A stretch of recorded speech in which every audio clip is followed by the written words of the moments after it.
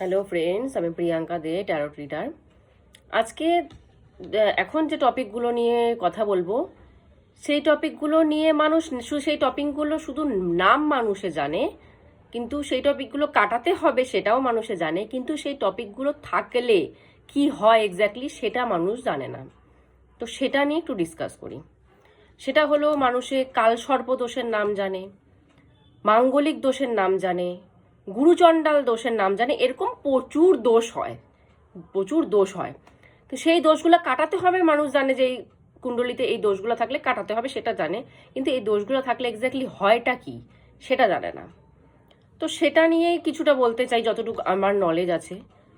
সেটা হলো, প্রথম কথা, কালসর্প দোষ। কালসর্প দোষ মানেটা কি?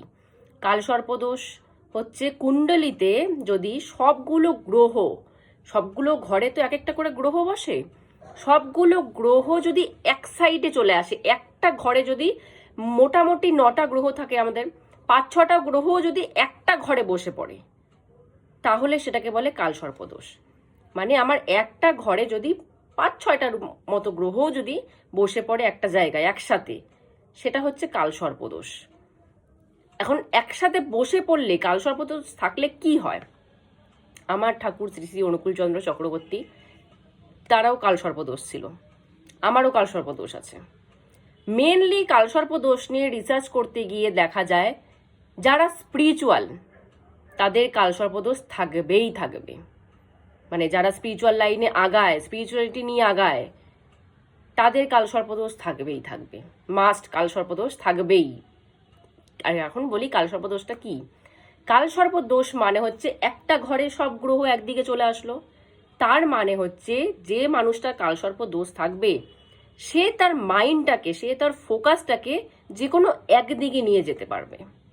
অনেকের থাকে না যে পড়ায় মন লাগে না, কাজ করছে কাজে মন লাগে না, এখন এইটা ভাবছে তখন সেটা ভাবছে, উচ্ছন্ন টাইপের। কিন্তু যাদের কালসর্প দোষ থাকে তারা কনসেন্ট্রেট খুব ভালো লাগাতে পারে। সেটা এখন ডিপেন্ড করবে মানুষের উপরে, সে তার কনসেন্ট্রেটটা ভালো জায়গা লাগাচ্ছে না খারাপ জায়গা লাগাচ্ছে, সেটা মানুষটার নিজের ইচ্ছার উপর ডিপেন্ড করবে। সে তার কনসেন্ট্রেটটা, সে তার ফোকাসটা ভালো কিছুতে লাগাবে না খারাপ কিছুতে লাগাবে। যদি খারাপ কিছুতে লাগিয়ে বসলো, তাহলে পুরো মানে একদম জীবন বরবাদ। আর যদি ভালো কিছুতে লাগিয়ে বসলো, তাহলে তার সেই মাইন্ডটা, ফোকাসটা অন্যদিকে আর যাবেই না। তো যারা হাইলি মেডিটেশন করে, মেডিটেশন মানে তো ফোকাস, একদম ফোকাস রাখতে হয়, যদি ইধার উধার হয়ে যায় তাহলে মেডিটেশন হয় না। তো যারা হাই লেভেলের মেডিটেশন করে, তাদের এই জিনিসটা দরকার, একদম কালসর্প দোষ থাকা দরকার, না হলে মেডিটেশন ফোকাসটা হবে না। মানে আমি আমার ফোকাসটাকে একদিকে লাগাচ্ছি, যে কোনো একদিকে লাগাচ্ছি, সেটাকেই বলে কালসর্প দোষ। কালসর্প দোষ থাকলে ফোকাস খুব ভালো হয়। এখন তোমার উপর ডিপেন্ড, তুমি খারাপ কাজেও লাগাতে পারো, ভালো কাজেও লাগাতে পারো। তো যারা যারা স্পিরিচুয়াল, যারা ধ্যান করে, মেডিটেশন করে, তাদের কালসর্প দোষ থাকবেই থাকবে। আমারও আছে, আমার ঠাকুরেরও ছিল, কালসর্প দোষ থাকবে। প্রচুর স্পিরিচুয়াল মানুষের মধ্যে দেখা গেছে কালসর্প দোষ থাকেই তাদের, না হলে মেডিটেশনে ওরকম ডিপ লেভেল মেডিটেশন ঢুকতে পারে না সহজে কেউ, ইধার ওধার হয়ে যাবে। অনেকেই আছে মেডিটেশন করতে বসলে বলে, দিদি মেডিটেশন করতে বসলেই মাথায় এটা চলে আসে, মাথায় সংসারের কাজ চলে আসে, মাথায় টাকার কথা চলে আসে। কেন? এটা কারণ তারা ফোকাসটা লাগাতে পারে না। আর যাদের কালসর্প দোষ থাকে তারা একদম ডিপলি ফোকাস লাগিয়ে দেয়। এটা হচ্ছে কালসর্প দোষের ব্যাপার।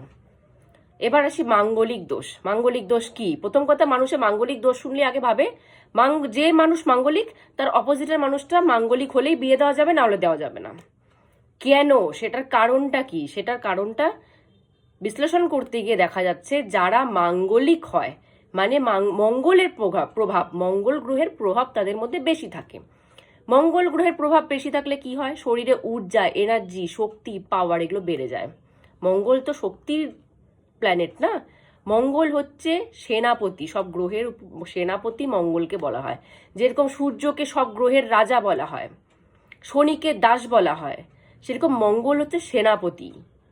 তো সেনাপতি সে তো পাওয়ারফুলই হবে, তার এনার্জি, ঊর্জা সবসময় বেশিই থাকবে। তো মাঙ্গলিক যারা, তাদেরও এনার্জি পাওয়ার খুব বেশি থাকে। এনার্জি পাওয়ার বেশি থাকলে কি হয়? তারা সারা দিন রাত খাটতে পারে। তাদের শরীর যেরকম, কিছু কিছু মানুষ আছে যে কিছুক্ষণ কাজ করে, অল্প কাজ করলে শরীর ছেড়ে দেয় একদম। কিন্তু মাঙ্গলিকদেরকে যদি 20 ঘন্টা কাজ করতে বলা হয়, তারা 20 ঘন্টা কাজ করে দেবে না খেয়ে দে। যদি এরকমও বলা হয় না খেয়ে দে তুমি কাজ করো, তারা করে দেবে। আমি মাঙ্গলিক, আমাকে সব দোষ ঠাকুর একদম ভরপুর দিয়েছে, ভরপুর দিয়ে উপর থেকে পাঠিয়েছে, যা সব দোষ দিলাম, এবার কি করে কাটাবি সারা জীবন ধরে কাটাতে থাক। আমি নিজে মাঙ্গলিক, আমি মাঙ্গলিক বলে আমি ব্যাপারটা আরো রিয়েলাইজ করি ভালো মতো। আমাকে যদি কেউ বলে 20 ঘন্টা না খেয়ে কাজ করতে, আমি করে দেবো। 4 ঘন্টা ঘুমিয়ে 1 মাস কাজ করেছি, কোনো প্রবলেম হয়নি। মানে শরীরে এতটা ঊর্জা এনার্জি থাকে না, মানে কোনো মেয়ে মানুষেরও যদি মাঙ্গলিক দশা হয়, সে এরকম লেভেলের খাটতে পারবে, কাজ করতে পারবে, অপোজিটে কোনো ছেলে মানুষ এরকম লেভেলের কাজ করতে পারবে না। এটাকে বলে মাঙ্গলিক। তো এই দশাটা থাকলে যেটা হয়, ধরুন কোনো একটা মেয়ে মানুষ মাঙ্গলিক, সে প্রচুর পরিমাণ কাজ করতে পারছে, খাটতে পারছে, তো মাঙ্গলিক মানুষরা কোনো সময় নিজে অলস হয় না, অপোজিটের পার্টনারকে যদি দেখে অলস শুয়ে বসে আছে, তখন তাদের চরম লেভেলের রাগ উঠে যায়। কারণ মাঙ্গলিক লোক কোনো সময় অলস মানুষ পছন্দই করে না, তারা নিজেরাও অলস না, অলস মানুষ পছন্দই করে না। এবার যদি একটা মাঙ্গলিক মানুষের সাথে একটা অমাঙ্গলিক অমাঙ্গলিক নন মাঙ্গলিক নর্মাল মানুষের বিয়ে দেওয়া হয়, নন মাঙ্গলিক মানুষের তো অতটা ঊর্জা নেই শরীরে কাজ করার, সে তো যেটাকে বাংলায় আমরা বলি লাত খাওয়া, সে তো আরামসে লাত খাবে, সে অল্প কাজ করে ঝিমিয়ে পড়বে। তো সেটা কিন্তু মাঙ্গলিক মানুষ একদম পছন্দ করে না, যে আমি যেরকম আমার পার্টনারও সেরকম হবে, আমি যেরকম সারা দিন রাত খাটতে পারি, আমার পার্টনারও যেন সারা দিন রাত কাজ করতে পারে। তো এই জন্য প্রবলেমটা তখন ক্রিয়েট হয়ে যায়, যে একটা মাঙ্গলিক মানুষের অপোজিটে যদি একটা নর্মাল মানুষ থাকে, সে তাকে কিছুতেই সহ্য করতে পারে না, যে আমি খেটে যাচ্ছি তুমি কেন খাটতে পারবে না। সে তখন এই জিনিসটাও বোঝে না যে আমি মাঙ্গলিক বলে আমার শরীরে ঊর্জা বেশি, কারণ এটা তো কেউ মানে বর্ণনাই করেনি যে মাঙ্গলিকদের এই ব্যাপারটা হয়, যে এত আমি খাটতে পারছি তুমি কেন খাটতে পারবে না। তখন লেগে যায় দুজনের মধ্যে ঝামেলা, তখন সে ঝামেলাটা ডিভোর্স পর্যন্ত চলে যায়।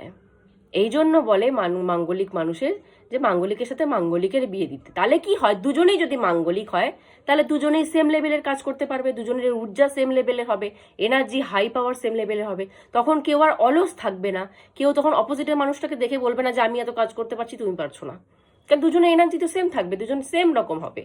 এই জন্য মাঙ্গলিকদের সাথে মাঙ্গলিকদেরই বিয়ে দিতে হয়। যদি নর্মাল মানুষের বিয়ে দেওয়া হয় তখন এই প্রবলেমটার জন্যই কিন্তু ডিভোর্সটা হয়ে যায়। এই জন্য অনেকে বলে যে মাঙ্গলিকের সাথে মাঙ্গলিকের বিয়ে না দিলে ডিভোর্স হয়ে যাবে, কারণটা হচ্ছে এটাই। এবার আসি গুরুচণ্ডাল দোষ। গুরুচণ্ডাল দোষ মানে গুরু তোমার থেকে মুখ ফিরিয়ে আছে একদম, কোনো তোমার প্রারুধ কর্ম এরকম আছে করেছো তুমি, যার জন্য গুরু তোমার থেকে রুষ্ট হয়ে আছে পুরোপুরি। কি করবা? নর্মাল একদম সিম্পল, দীক্ষা নাও, নাম জপ করা শুরু করো। নাম জপ যত করতে থাকবা, গুরু তোমার দিকে মুখ ঘুরিয়ে দেবে।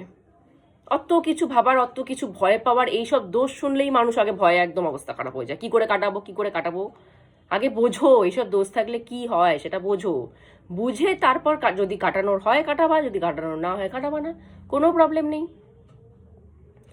গুরুচণ্ডাল দোষ যাদের থাকে তারা গুরুকে ডাকো, একদম মন প্রাণে গুরুকে ডাকো, গুরু তোমার দিকে মুখ ফেরাতে বাধ্য হবে। একটু হয়তো সময় লাগতে পারে, নর্মাল মানুষ যতটা ডাকলে তাড়াতাড়ি কাজ হবে, তোমাদের গুরুচণ্ডাল দোষ যাদের আছে তাদের একটু সময় লাগতে পারে গুরুকে নিজের সাইডে আনার জন্য, কিন্তু সে নাম জপের উপর কিছু হয় না, কোনো দোষ টোষ না, নাম জপের উপর কিছু হয় না, সব নাম জপে না সব ধুয়ে মুছে শেষ হয়ে যায়। নাম জপ হচ্ছে আগুন, আমাদের ঠাকুর বলেছে নাম জপ হচ্ছে আগুন, সেই আগুনে তোর যত নোংরামি আছে, যত নেগেটিভিটি আছে, যত দোষ আছে, সব কিছু কেটে সব কিছু ধুয়ে মুছে যাবে নাম জপ। তো নাম জপ করতে থাকো, সব দোষ আস্তে আস্তে, কিচ্ছু নিজে কাটাতে হবে না, দরকার নেই, ছেড়ে দাও, স্টোনও পড়তে হবে না, সব এমনিই নর্মালি কেটে সব জ্বলে শেষ হয়ে যাবে নাম জপের দ্বারা। তো যাদের আরো অনেক দোষ আছে, যাদের এই দোষ থাকে তারা প্লিজ ঘাবড়াবেন না, কোনোভাবেই ঘাবড়ানোর দরকার নেই, একদম ঠাকুরের পায়ে স্যারেন্ডার করে দিন, নাম জপ শুরু করুন, সব দোষ আস্তে আস্তে আস্তে আস্তে সব যা নেগেটিভ রেজাল্ট আপনাকে দিচ্ছিল সেগুলো সব কেটে যাবে। না হলে সেই নেগেটিভ জিনিসটাই ঠাকুর পজিটিভে কনভার্ট করে দেবে। ঠাকুরের কিন্তু এই একটা জিনিসও আছে, ঠাকুর যদি কখনো দেখে যে এই মানুষটার মধ্যে এই নেগেটিভ জিনিসটা আছে, সেটাকে অনেক সময় না কাটিয়ে, পুরোপুরি না কাটিয়ে সেটাকে কিন্তু পজিটিভিটিতে কনভার্ট করে দেয়। অনেকের এরকম থাকে যে বিচ্ছেদ হয়ে গেল, মন খারাপ, বিচ্ছেদ হয়ে গেছে, সেই বিচ্ছেদটাকেও ঠাকুর পজিটিভে নিয়ে চলে আসে। কারোর সাথে রিসেন্ট দেখে মনে হয় যে আমার সাথে এটা হলো, খুব খারাপ হলো, কিন্তু কিছুদিন পর, কিছু মাস পর রিয়েলাইজেশন হয় যে আমার সাথে ওটা হয়ে ভালো হয়েছিল।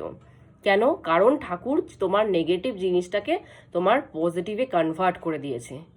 এটাও হয়। তো দোষ থাকলে কাটানোর সেরকম কোনো দরকার নেই। কাটালে কাটাতে পারো, না কাটালে না কাটাতে পারো। ঠাকুর যদি মনে করে যে মানে তোমার নাম জপের দ্বারা কেটে যাবে তো কেটে যাবে। আর যদি ঠাকুর যদি মনে করে তোমার এই নেগেটিভ রেজাল্ট যেটা আছে সেটাকে পজিটিভ রেজাল্টে কনভার্ট করে দিবে, তো সেটা কনভার্ট করে দেবে। তোমার অত হেডেক নেওয়ার, এক্সট্রা করে কিছু খাটনি করার, রেমেডিস করার কিছু দরকার নেই। তার থেকে বেটার নাম জপ করো, সব দোষ এমনিই বেরিয়ে যাবে। তো আশা করি কিছুটা হলেও সব এই দোষগুলোর ব্যাপারে কিছুটা হলেও আমি ডিটেলস তোমাদেরকে দিতে পারলাম। তো আজকের মতো এখানেই স্টপ করছি। জয় গুরু।